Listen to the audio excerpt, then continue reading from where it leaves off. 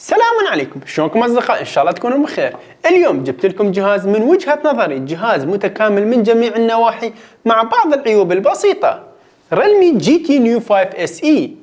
من تجي تدور على اجهزة بهاي الفئة السعرية صعبة تلاقي اجهزة ينطيك قيمة مقابل اداء، ولكن من نزل هذا الجهاز تغير هاي المعادلة، ونقدر نقول انه هذا الجهاز راح يحل هواية مشاكل لكثير من المستخدمين يدورون جهاز بهاي الفئة السعرية اللي هو 600 ألف دينار عراقي. هذا الجهاز اللي راح نختم به سنة 2023. خليكم وياه نشوف أهم المميزات، وأيضا هل في عيوب يخليك ما تشتري. بالبداية راح أتكلم عن خامات التصنيع.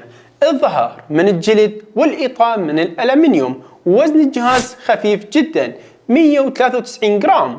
الجهاز يجيب شاشة أموليد وبحجم 6.7 إنش وبمعدل تحديث 144 هرتز، والشاشة راح تكون مسطحة، واستحواذ الشاشة ممتازة بحيث يخلي الحواف جدا قليلة، وبكثافة بكسلات 451 بكسل، وهذا الشيء راح يعطيك جودة وسلاسة في الأداء. هواي مستخدمين جاي يعانون من مشكلة إنه من يطلع خارج البيت إضاءة الشاشة مالته تكون ضعيفة جدا، ولكن مع هذا الجهاز عندك 1400 شمعة، يعني ما راح يواجهك أي مشكلة في الاستخدام الخارجي.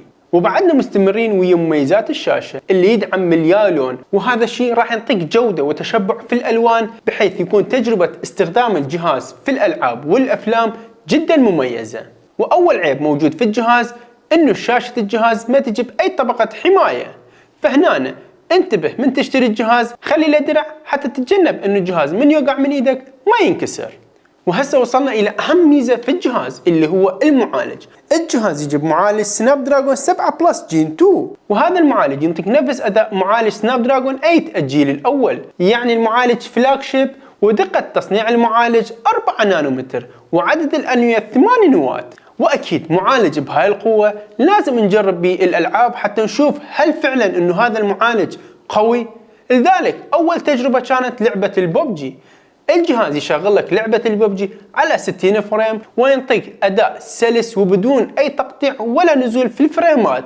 وطول مدة استخدامي للجهاز من العاب والتصفح ومشاهدة الافلام والمسلسلات، الجهاز ما كان يحمى عندي نهائيا. وجربت ايضا لعبة كول اوف ديوتي. المعالج ينطيك اداء جبار في جميع الالعاب بدون اي استثناء، الالعاب الضعيفة والمتوسطة وحتى الالعاب القوية. معالج جدا رهيب. رغم انه المعالج قوي جدا، الا انه شركة ريلمي اضافت ميزة جدا حلوة بهذا الجهاز اللي هو وضع جي تي. الجهاز راح يدخل في وضع الالعاب، يعني الجهاز راح يصير جيمنج بشكل كامل، تقدر تلعب جميع الالعاب وبشكل خرافي وبدون اي تقطيع واداء سلس جدا.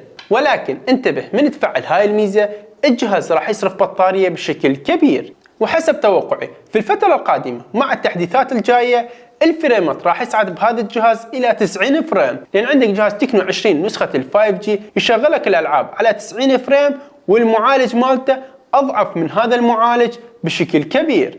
لذلك اتوقع في الفترة القادمة الفريمات راح تصعد في الالعاب الى 90 فريم بشكل كبير. وهسه وصلنا الى الرام.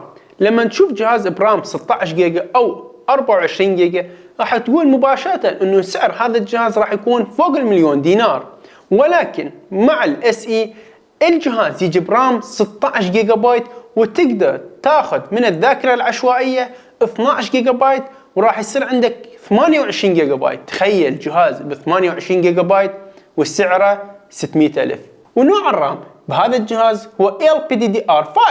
عبالكم هذا اقوى ميزة بالجهاز؟ لا حبيبي، الجهاز يجي بتيرا وحدة، يعني 1000 جيجا.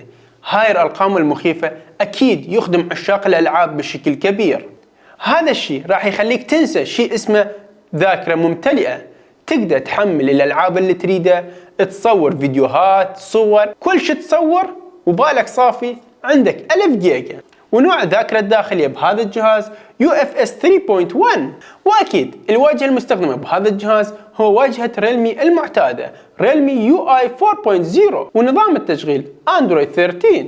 واكيد السماعات بهذا الجهاز راح تكون ستيريو وتدعم تقنية دولبي اتموس، ويدعم تقنية NFC اللي يتفعل عندك الميزة من اي مكان من الجهاز، يعني مو شرط مكان محدد في الجهاز يتفعل عندك هاي الميزة. والجهاز اكيد يجي ببصمة اصابع مدمج في الشاشة، والبصمة سريعة وما يواجهك اي مشاكل في الاستخدام.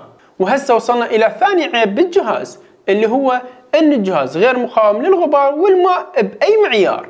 الكاميرات، وهسه راح نتكلم عن كاميرات الجهاز. الجهاز يجي بثلاث كاميرات خلفية، الكاميرا الأساسية 64 ميجا بكسل، والكاميرا الثانية 8 ميجا بكسل، والكاميرا الثالثة 2 ميجا بكسل. صراحة الكاميرات جربتها بشكل كبير من صور وفيديوهات والسيلفي، بحيث ما خليت مكان ما صورت به في الإضاءة المنخفضة في الإضاءة العالية، لأن هواي مستخدمين طلبوا من عندي أجرب كاميرات هذا الجهاز وأشوف هل يستاهل إنه واحد يشتريه على مود كاميراته. حاليا جاي اسوي بالكاميرا الخلفية للجهاز، وهذا هو جودة التصوير. الجودة مميزة في التصوير الليلي، ولكن اللي ما عجبني في الكاميرات الخلفية هو ميزة الذكاء الاصطناعي، من تفعلها يخرب عندك التصوير.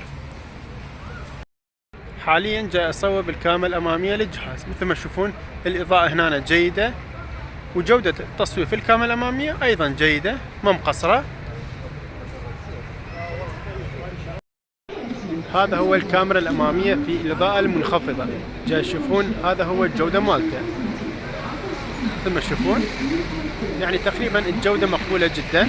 صراحة كاميرا خلفية في الجهاز في الفيديو ينطيك أداء جيد، ولكن شغلة واحدة ما عجبتني في الكاميرات الأمامية والخلفية، إن الشركة أضافت ميزة تحسين الصور والفيديوهات عن طريق الذكاء الاصطناعي، ومن تفعل هاي الميزة في بعض المرات عندك يخرب الصور والفيديوهات وما يحسنها، وهذا شفته عيب في الجهاز. ومثل ما تشوفون أخذت لقطات بالذكاء الاصطناعي وأيضا بدون الذكاء الاصطناعي، وتشوفون الفرق. جاي يشوفون ان الذكاء الاصطناعي جاي يخرب الصور وما يحسنها، واعتقد انه هذا الشيء في التحديثات القادمة الشركة راح تحسن هذا المشكلة. والعيب الثاني موجود في الكاميرات ان الجهاز ما يدعم تقنية التثبيت البصري OIS. بشكل عام الكاميرات ينطيك اداء جيد، ولكن ما انصحكم تفعلون ميزة تحسين الصور والفيديوهات بالذكاء الاصطناعي. والكاميرا الخلفية اكيد يصور بدقة 4K.